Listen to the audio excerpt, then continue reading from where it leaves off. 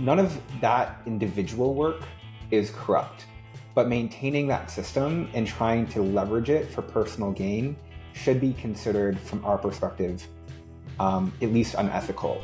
With public infrastructure projects in particular, we as taxpayers and citizens pay for these things.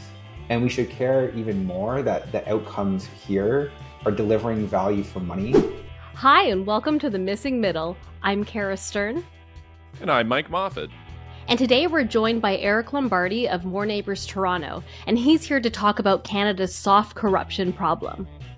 But before we begin, the time has come to reach out to the Missing Middle audience to ask for your help.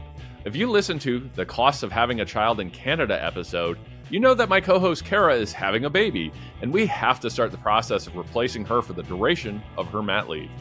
And while I know that I'm completely irreplaceable, I'm definitely going to be away for a number of months, and we're hoping there's someone in our audience who has what it takes to be Mike's co-host.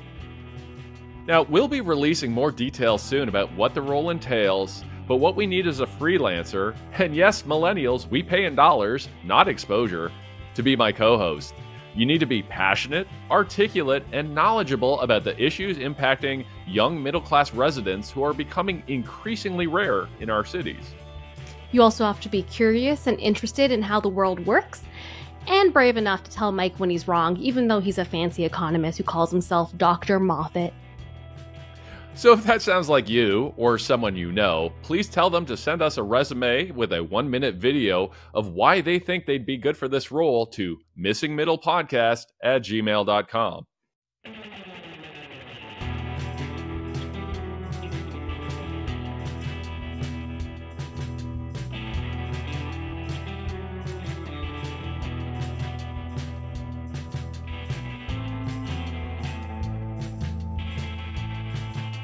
So Eric, earlier this month you wrote a piece for The Hub, which we'll link to it in the show notes, but I thought I'd read a little excerpt to get us started. From coast to coast, Canada's infrastructure projects are trapped in a vicious cycle where costs skyrocket and scopes shrink, a phenomenon turning grand visions into expensive mirages. Calgary's Green Line LRT, initially a bold 46-kilometer venture, estimated at $4.5 billion, has been whittled down to just 20 kilometers, while the budget could swell to over $5.5 billion. That's paying more for less, quite literally. You go on to say that this isn't just an unfortunate series of local mishaps, it's actually a national crisis buffeted by a culture of soft corruption that's become endemic. So when you talk about corruption, do you mean something that's malicious that's happening?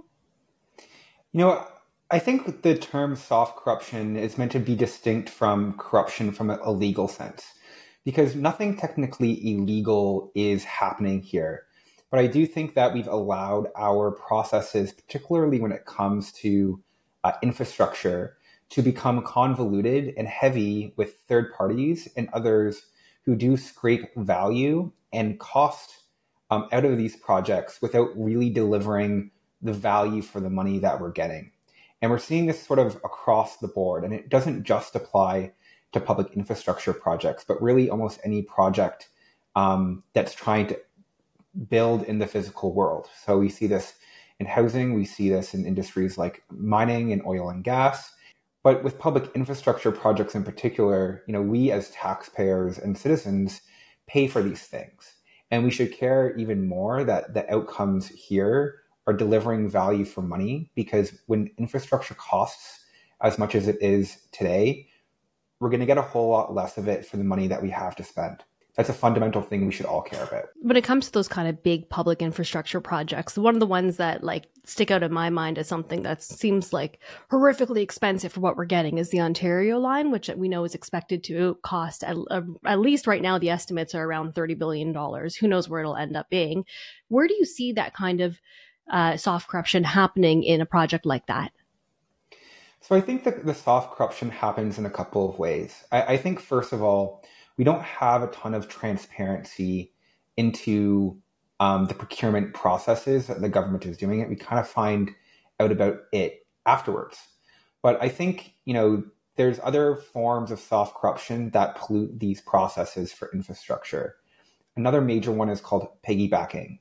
So instead of standardizing, for example, the design of a station, each station will get its own unique design, and then the community consultation process around each location will result in additional projects that are really only tangentially related to the building of the infrastructure will get added to it in order to, placate certain types of stakeholders. For example, the station needs to have a bespoke design in each location to reflect, the neighborhood. Countries like Spain, when they build out public infrastructure and transit, they move towards standardized, repeatable designs. I think another major thing to discuss here is really just the nature of how we procure.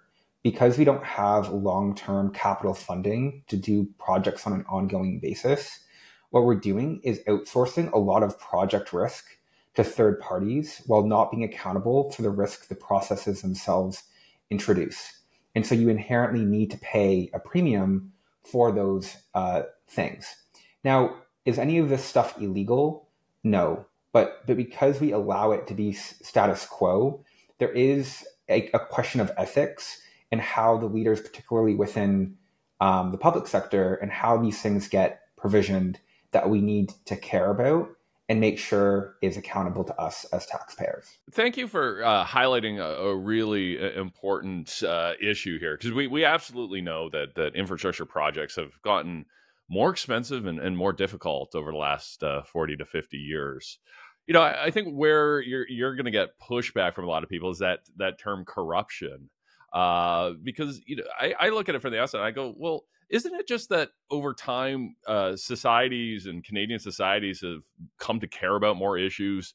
We care more about endangered species over the last 50 years, and that, introduces a lot more studies and work that needs to be done. 50 or 60 years ago, we were bulldozing over low-income neighborhoods to put in a lot of this infrastructure. And now we're kind of like, yeah, maybe we shouldn't be doing that. But that creates complexity into the problem. And I don't want to suggest for a moment that we are dealing with these in the most effective ways. We're not at all. But wouldn't an alternative explanation be that just things have gotten more complex? We've cared about more issues, and then when we couple that with kind of garden variety government incompetence, we kind of get to the same answer. So I question, has Canadian society really become more corrupt since the 1970s? I mean, I think that's a interesting counterpoint, but I think what I would say is there are a lot of entities that exist within these processes who see that the process themselves is flawed, and instead of moving to fix this, they see opportunity for their own professional objectives. And I think, while on an individual basis, that doesn't mean that individual is corrupt. The encouragement from these different stakeholder groups to maintain the system that creates those opportunities for them in the first place is a form of ethical corruption, even if it's not a form of legal corruption. And so for all these stakeholders who insist that, they're absolutely required to be a part of this process, that, they should receive fees for the time that they spend in helping to do reports, consulting work, etc. None of that individual work is corrupt, but maintaining that system and trying to leverage it for personal gain should be considered, from our perspective, at least unethical. And using the term corruption, whether it be soft, is an attempt to highlight to the public that this is something that they should care about. But is it really the consultants who are keeping this in place? Because you look at consultant. We'll use a specific example. You look at Altus Group, for example. They're consultants, and they put out fantastic reports talking about how broken the system is. So it seems in my mind that the consultants are actually doing more to highlight the problems here. In my mind, it's the government folks, coupled with community people who often really do have real concerns about construction and endangered species or what that is. So, is it really necessarily the people doing all this paperwork are the ones keeping this status quo? I mean, I don't necessarily think it's the people who are doing the paperwork. And, I think this is a similar dialogue to, when people talk about developers and them being unethical or or shady. And the reality is, within that entire industry, there's such a plethora of different, individuals and groups that it's really hard to generalize. But when you abstract away from that and look at the system as a whole, you need to say, well, is this process and this system delivering the outcomes that we should be seeing for the amount of investment we're making? And the answer is no. And then you have to question, well, why haven't we addressed this process problem? And what are the barriers to effecting the change such that we get the outcomes we want? And I think the same is true in housing, where there's a lot of these stakeholders who do resist the policy change that has enabled them to carve out influence or opportunity to seek self-benefit as a result of the process. And so we can't just look at, like an Altus group and say, well, what is their role? The outcomes of the processes and systems itself and the barriers to change are what we need to address. You mentioned in the piece about how when it comes to housing, it's things like approvals and permitting for new housing projects that take a really long time, and that's partly due to this kind of soft corruption. Can you explain a bit more about that? Yeah. And, I will actually point to Altus Group because they released a really excellent report that really looked at the costs, timelines associated with building new housing in the GTA. And, what you'll find when you look through that documentation is, the average approval time in a city like Toronto for new housing is 25 months. And, there are dozens and dozens of reports, and you look across different municipalities and the requirements really start to become odious. You look at somewhere like Caledon, and there's nearly 100 different reports that are necessary in order to build any net new housing. And the question is, well, how did it get to this point? And who is actually benefiting from all this work to make all of these reports, many of which individually sound great, but when you add it all up, is clearly nebulous. And so in housing in particular, we've seen, the rise of what I'd call like the process parasites, who really emphasize both from the bureaucrat side, but also some of the third party side, all these things as being necessary when even 20 years ago, they were not. And so we have to question the influences that allowed us to get into this situation. I'm curious about where you talked about earlier how like Spain does it differently, for example, but obviously like we know that some of these complex issues and some of the concerns with the environment, like they're not unique to Canada. I would expect that Spain probably has some concerns with some of the same issues that we have. Why is it so much faster there?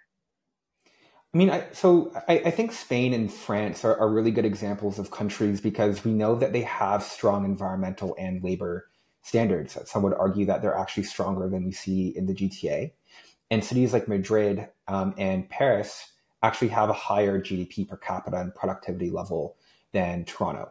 So when we see that, France is able to create a 16-kilometer, nearly fully underground transit line that goes through the center of Paris for, $300 million per kilometer. And here in Toronto, the Ontario line costs now over $1 billion per kilometer, and half of it is above ground. We need to question why. And I think Paris and a lot of European countries, what's interesting about the model that they have for development is, number one, a lot of the expertise sits within public institutions that are tasked with building infrastructure. Number two, these institutions have freer reign to design the lines and the infrastructure and manage a long-term capital budget that's given to those institutions.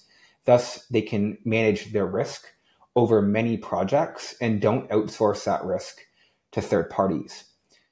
The other thing is they leverage a lot of standardization. So this is a station, and this station design will work at nearly every point of expansion of the network that we're doing. Now, they do a lot of different material designs, so they do make their stations look differently, but functionally, the stations often have repeatable patterns and key pieces of infrastructure. And once again, the capabilities to build these projects are within the institution itself. And that's that enables them to achieve scale and costs by keeping these expertise for every stage of building and doing it constantly. That's very different from the way that we do infrastructure here, where it's typically politically driven and motivated designs. And then, there is sort of a grab for the pot, and we emphasize our uniqueness. Things need to be done bespoke. There's a lack of standardization, and expertise is outsourced. It's funny when you talk about this, it sounds like I'm like, oh, maybe our stations are nicer that we're able to get these kinds of unique ones in different areas. But then I'm trying to think about it and I'm like, I can't think of too many stations where I'm like, whoa, this is nice architecture. I love it. Like it might be great and really creative or, something, but it's nothing that's making people think of it as like, oh, it's a destination, or it makes it demonstrably better to actually be taking these transit routes, right? Like it's weird that we try to make it so bespoke, but it doesn't actually seem to make it nicer. Yeah, I mean, I say this for housing too, right? Like really the goal for housing is to make a lot of similar cakes. So that's why, I try to emphasize we should have more by right designs for mid-rises and multiplexes and even, some purpose-built rental apartments. But then because we're doing the same patterns, we can emphasize better materials and architecture. You can decorate your cake how you want to, and that's not really the expensive part of it in the first place. And we should really think about public infrastructure in the same way.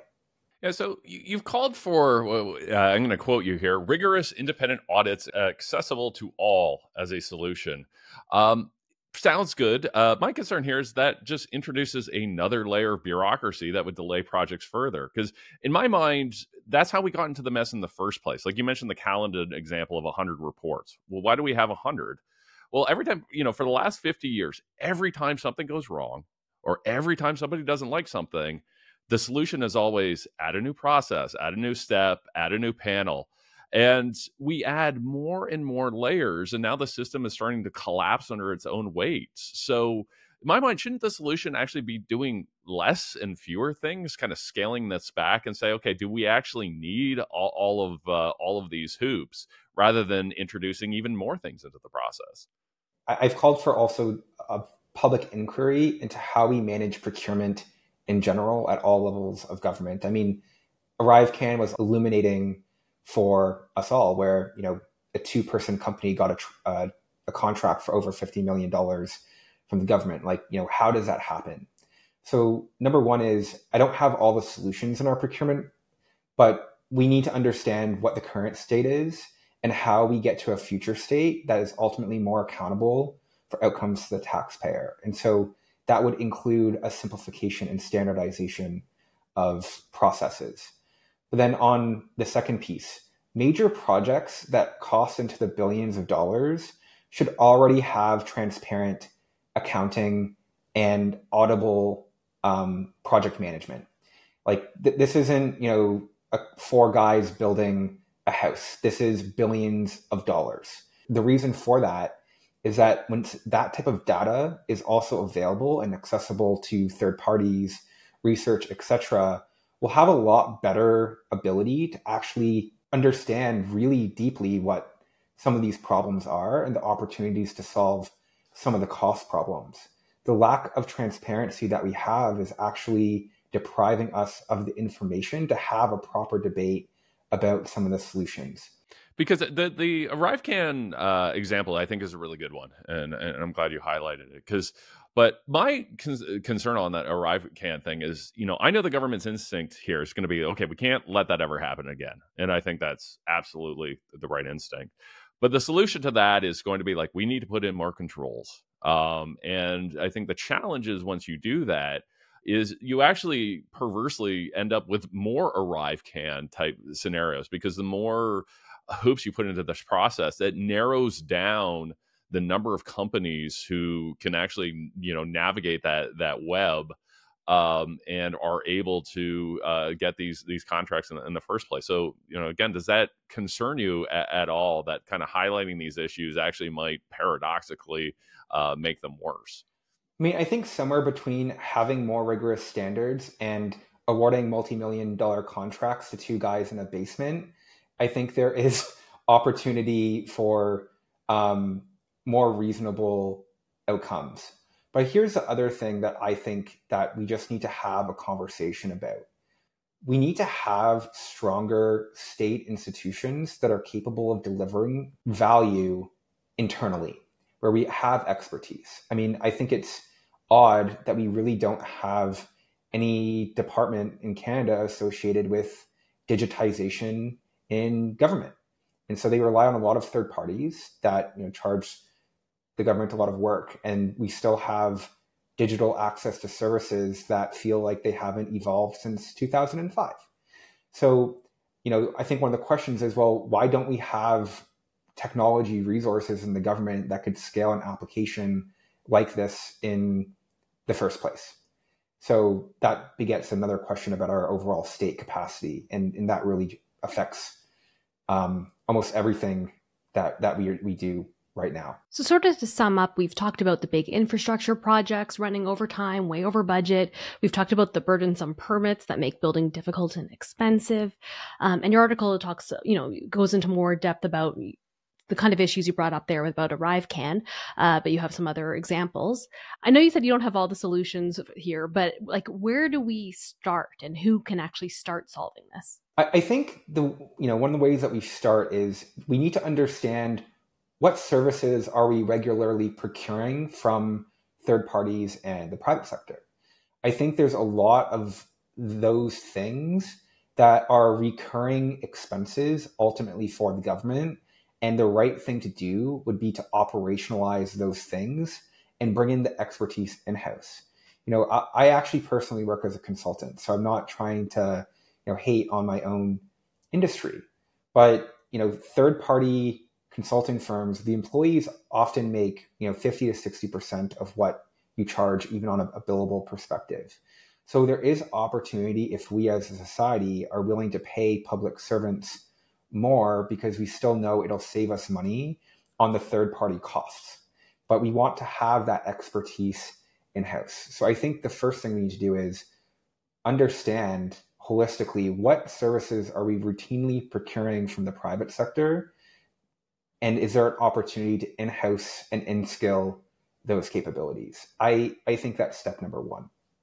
And then I think step number two is the processes themselves and our approach to solving problems like infrastructure. Should what we build be a political decision, or should we be making as a society a capital budget available for building net new infrastructure on an annualized basis and charge a skilled state agency for saying, how do we move the most people as effectively as possible with the dollars that we have? And then give them a longer term horizon to think about how people move within a region like the GTA. I know that a lot of people listen to what you're saying, and hopefully they'll take some of it into consideration. But I also wonder, when are you going to run for government so you can actually put these solutions into effect? No comment. It's going to happen one day, right? I'd say for myself, right? I've just turned 30. I live in Toronto. It's an expensive city. My main interest really is in provincial government, but on an MPP salary, I can't even afford my mortgage. And so we're kind of in a situation, particularly in Ontario, where you kind of get two different types of people in politics. People who have, family wealth that can support, folks who have had longer careers and they're sort of doing it as a career capstone and they have their own private wealth, or people for whom this is the best job that they're ever going to have. And I do think that our current politics leaves out a lot of potential talent that doesn't have those factors available. And so I know for myself personally, I need to build my own personal life a little bit more before I'm able to take a leap like that. Well, on that depressing note, thanks so much for joining us. I hope that's something that changes in the future, because it's really sad to think that someone so passionate about it just can't afford to run and actually make a difference. That's really sad. What I'll say is I've had a lot of opportunities, for example, to have dialogue with the Ontario Liberals I think there's a lot people and private citizens can do in order to push the needle and the dialogue. And there are ways to make change in your society, even if you don't think running is the right time for you. And I think through More Neighbours and some of this other stuff, I plan to be vocal and involved for some time. Thank you so much for joining us, Eric. We always appreciate your time. And thanks to everyone for watching and listening, and to our producer, Meredith Martin. And if you have any thoughts or questions about soft corruption, please send us an email to missingmiddlepodcast@gmail.com. And we'll see you next time.